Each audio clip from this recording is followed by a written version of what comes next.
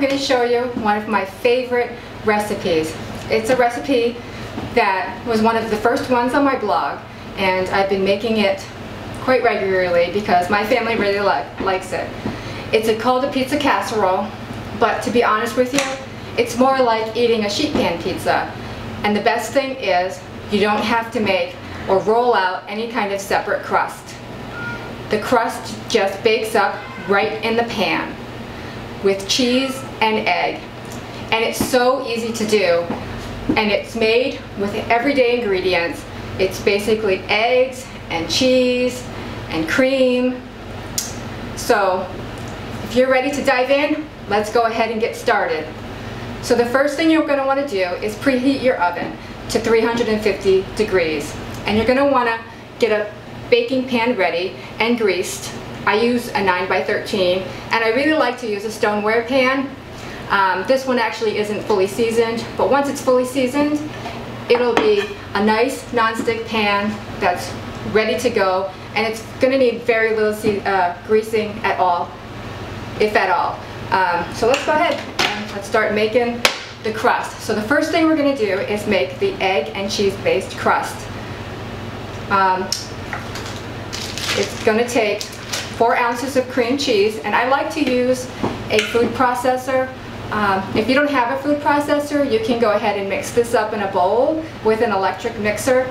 That usually works well too. You really just want to get everything well blended before you pour it in the pan. So 4 ounces of cream cheese, and then you're going to need 4 large eggs. So let's go ahead and break those in. 1, 2, three, and 4.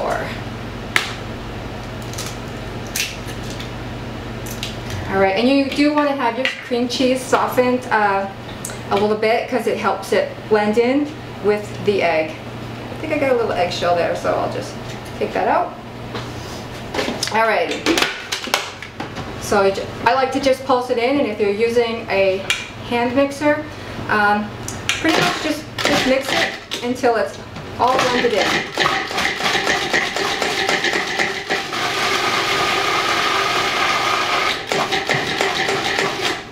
All right, that looks like it's just about well mixed.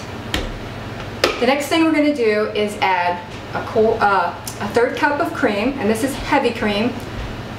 So we add that in, and then a 1/4 cup of shredded Parmesan cheese. Now you can use the kind in the can if that's all you have.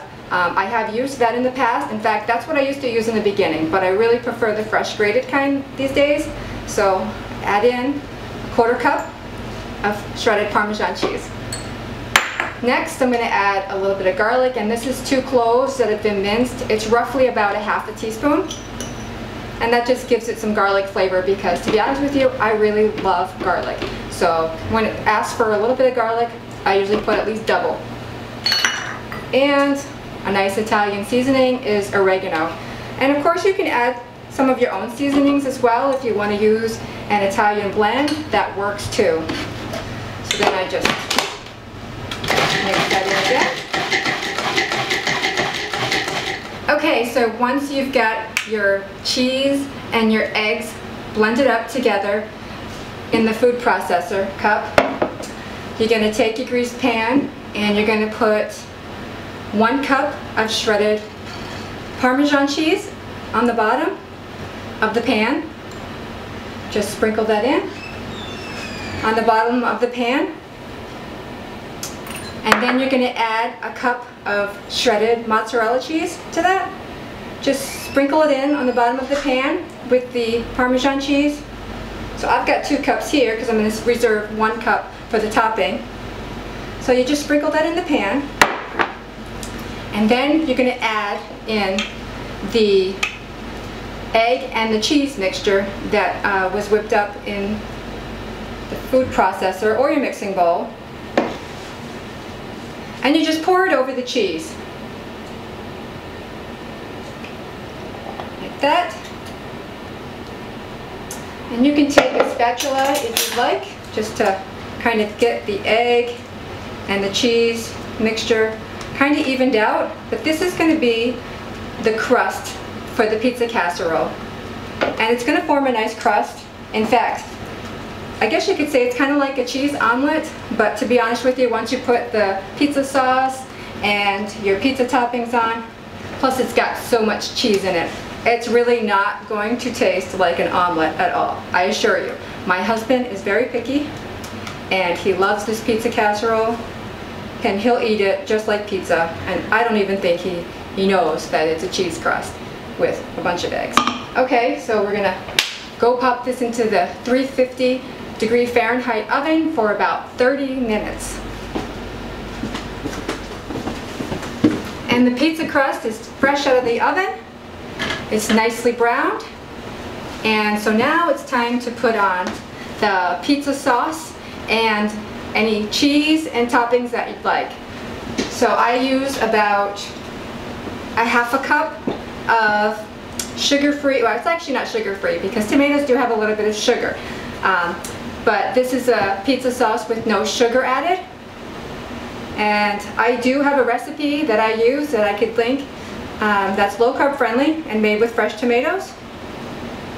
And typically that's what I'll use if I have it on hand. Otherwise, I'll just get a nice sauce that doesn't have any sugar added from the store. I'd look for something that has total per serving 4 grams of carbs or less, and that will usually be fine. So just spread your pizza sauce on the pizza evenly, and then you're going to want to sprinkle on that remaining 1 cup of mozzarella cheese. So there's a total of 2 cups of shredded mozzarella cheese in the recipe. So just sprinkle that on, and if you're a cheese lover, I mean there is a lot of cheese in the crust, so you may not want to overdo it. But you can add more cheese if you like a really cheesy top. And then what I like to do, so the pizza casserole is pretty much done at this point. So I like to put it back in the oven just to brown up the cheese. And what I do is I put it on the broiler setting versus baking it. So my family really likes pepperoni pizza, so that's what I'm going to be adding onto mine. But fresh vegetables like spinach and bacon, well, bacon isn't a vegetable, obviously, but I like to use spinach and bacon on my pizza, and sometimes I'll add some gorgonzola cheese or blue cheese. And I actually have a recipe that uses this same pizza casserole, but instead of the red sauce, I've made my own white sauce to top off the crust, and that one is super delicious. And in fact, you can actually bake this crust in a sheet pan, so a jelly roll pan that is a bit wider and longer, and that's actually what I've done with the white pizza recipe. So I've made a thinner crust with this, so just pour it in like a large jelly roll pan. You know, it's got to be a rimmed pan so it doesn't obviously fall out and leak all over. But you want to get a rimmed pan, and you can make the crust a thin crust, because I actually do prefer a thin crust. So go ahead and put that in a baking pan if you like thin crust. Otherwise, use the regular 9x13 casserole pan. And there we go. I've got my pepperonis on there nicely, and I'm going to go head back over to the oven, and I'm going to set it on the broiler setting. So let me just go get that ready with my oven mitts and be over at the oven. And my pizza is nice and brown.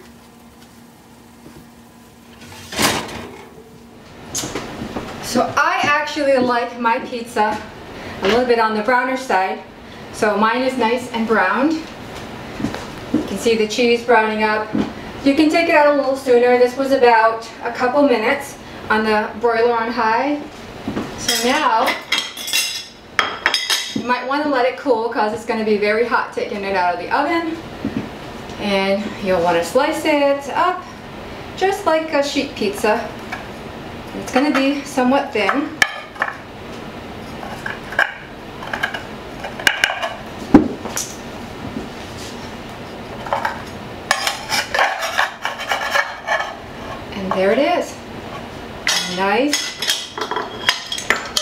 cheesy and gooey pizza casserole, fresh from the oven.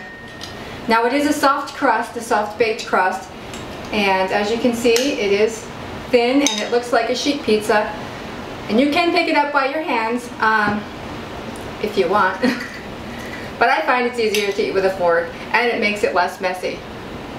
But now it's nice and hot and cheesy and it's really delicious, and my kids love it and so do my husband. The pickiest eaters are gonna love this pizza casserole, and it's sure to become a favorite for your family as well.